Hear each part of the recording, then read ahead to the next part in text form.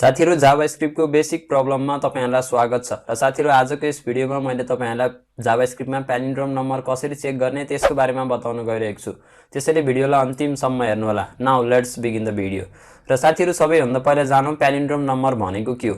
So प्यालिन्ड्रोम number भनेको चाहिँ त्यस्तो नम्बर हो जसको डिजिटलाई चाहिँ तपाईले रिभर्स गर्नुभयो भने त्यही सेम नम्बर नै हुन्छ। सो त्यसलाई चाहिँ के भनिन्छ भन्दाखेरि प्यालिन्ड्रोम नम्बर भनिन्छ। जस्तै एक्जाम्पलको लागि यहाँ हेर्नुस् 1 to 1 नम्बरको जुन डिजिट छ त्यसलाई तपाईले रिभर्स गर्नुभयो भने चाहिँ के हुन्छ भन्दाखेरि 1 to 1 नै हुन्छ। त्यही भएर 1 to 1 चाहिँ के हो भन्दाखेरि प्यालिन्ड्रोम नम्बर हो र जति पनि सिंगल डिजिट नम्बरहरु छन् तिनीहरु सबै के हुन् भन्दाखेरि प्यालिन्ड्रोम नम्बर हो। अब यदि तपाईले चाहिँ कुनै पनि नम्बर चाहिँ प्यालिन्ड्रोम हो कि हैन भनेर चेक गर्न चाहनुहुन्छ भने तपाईले सबैभन्दा पहिला त्यो नम्बरलाई चाहिँ रिभर्स गर्नु पर्यो। सो रिभर्स गरेको नम्बरलाई तपाईले चाहिँ ओरिजिनल नम्बरसँग चाहिँ के गर्नुस् भन्दाखेरि अब चेक गर्नुस् यदि इक्वल छ भने त्यो प्यालिन्ड्रोम हो, छैन भने चाहिँ के हो भन्दाखेरि त्यो प्यालिन्ड्रोम होइन। सो अब हामीले चाहिँ गर्नुपर्ने भनेको चाहिँ यहाँ रिभर्स निकाल्ने हो। सो अब चाहिँ हामी डाइरेक्ट कोडिङ तर्फ लागौं।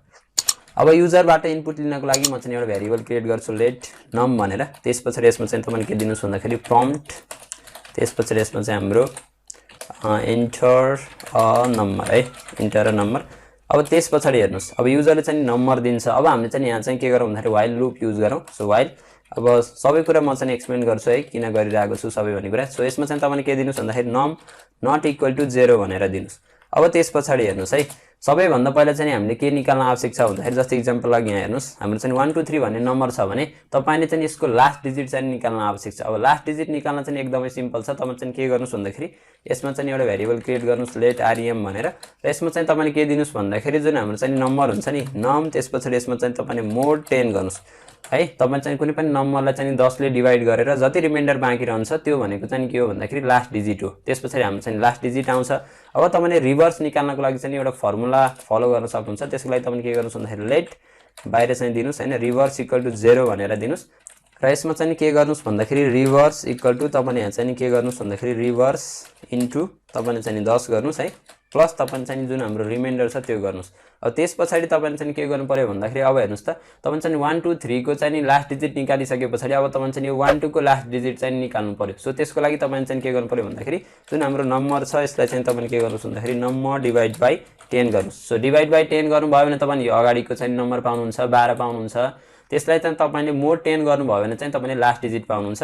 सो यति गरिसकेपछि हाम्रो चाहिँ के हुन्छ भन्दाखेरि अब यो नम्बर चाहिँ रिभर्स भइसक्या हुन्छ। अब त्यसपछि तपाईले चाहिँ यहाँ कन्डिसन चेक गर्नुस् इफ अब यहाँ चाहिँ तपाईले हेर्नुस् नम युज गर्नुभयो भने के हुन्छ भन्दाखेरि नमको भ्यालु त चेन्ज भइसक्या छ। यहाँ तपाईले देख्न सक्नुहुन्छ नमको भ्यालु चाहिँ यहाँ आइपुग्दासम्म हाम्रो चाहिँ 0 हुन्छ।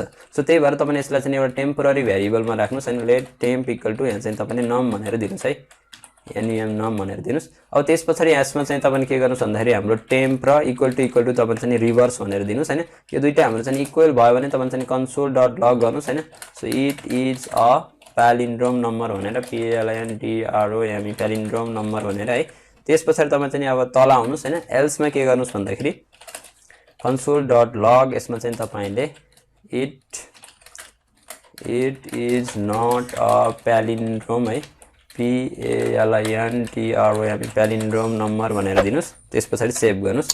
अब त्यसपछि हेर्नुस् तपाईले यसलाई चाहिँ सेभ गर्नुभयो भने तपाईले चाहिँ जे आन्सर सोच्नु भएको छ त्यो आन्सर चाहिँ आउँदैन यसमा। किन आउँदैन अहिले म तपाईहरुलाई भनिहाल्छु है। सो 1 to 1 गर्नुभयो भने यहाँ देख्न सक्नुहुन्छ it is not a palindrome number भनेर आएको छ।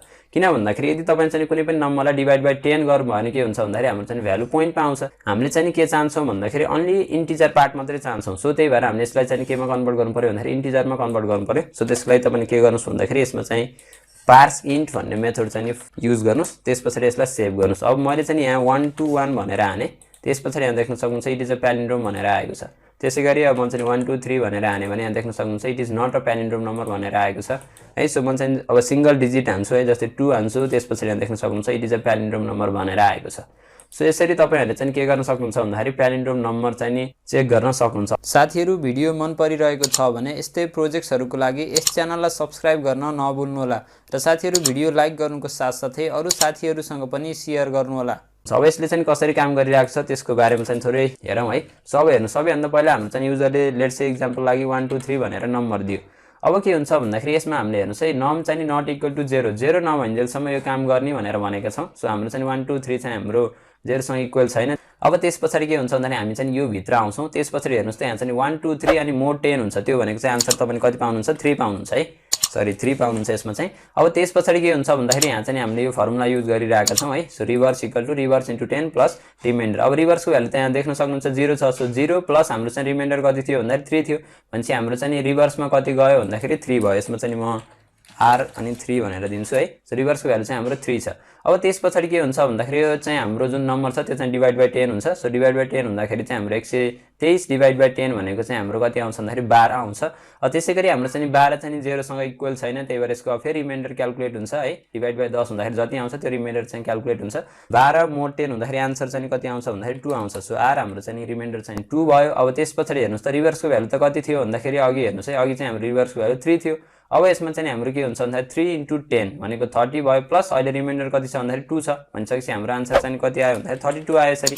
अब त्यस पछाडि चाहिँ के भयो भन्दाखेरि जुन हाम्रो चाहिँ अब नम्बर छ त्यो चाहिँ डिभाइड बाइ 10 हुन्छ। नम्बर कति थियो भन्दाखेरि 12 थियो। 12 डिभाइड बाइ 10 हुँदाखेरि हाम्रो आन्सर कति आउँछ 1 आउँछ। 1 चाहिँ हाम्रो अब 0 सँग इक्वल छैन, त्यही भएर हामी फेरि भित्र आउँछौँ र यहाँ चाहिँ 1 मोड 10 गर्दाखेरि कति हुन्छ आन्सर भन्दाखेरि 1 नै हुन्छ। सो अब चाहिँ हाम्रो जुन रिमाइन्डर छ त्यो चाहिँ हाम्रो 1 भयो है।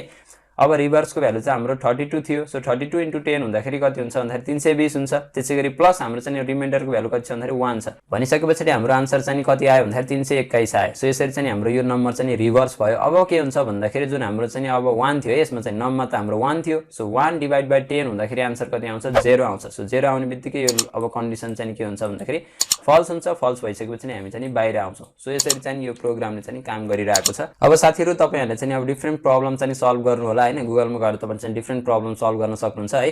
अब तपाईले चाहिँ धेरै भन्दा धेरै प्रब्लम सल्भ गर्नु भयो भने के हुन्छ भन्दाखेरि एक त तपाईले चाहिँ अब त्यो प्रब्लमलाई कसरी एप्रोच गर्ने हैन, अब त्यसको सोलुसन चाहिँ कसरी डिजाइन गर्ने हैन, यसको बारेमा चाहिँ तपाईलाई थाहा हुन्छ। सो त्यही भएर तपाईको चाहिँ के हुन्छ भन्दाखेरि प्रब्लम सल्भिङ स्किल पनि बढ्छ। अनि त्यसैगरी अर्को तपाईको चाहिँ अब कुन लजिक इम्प्लिमेन्ट गर्ने हैन, कसरी गर्ने त्यो कुरा पनि तपाईको चाहिँ डेभलप हुन्छ। त्यही भएर तपाईको प्रोग्रामिङ लजिक पनि बढ्छ। सो त्यही भएर तपाईहरुले चाहिँ धेरै भन्दा धेरै प्रब्लम चाहिँ सल्भ गर्नु होला।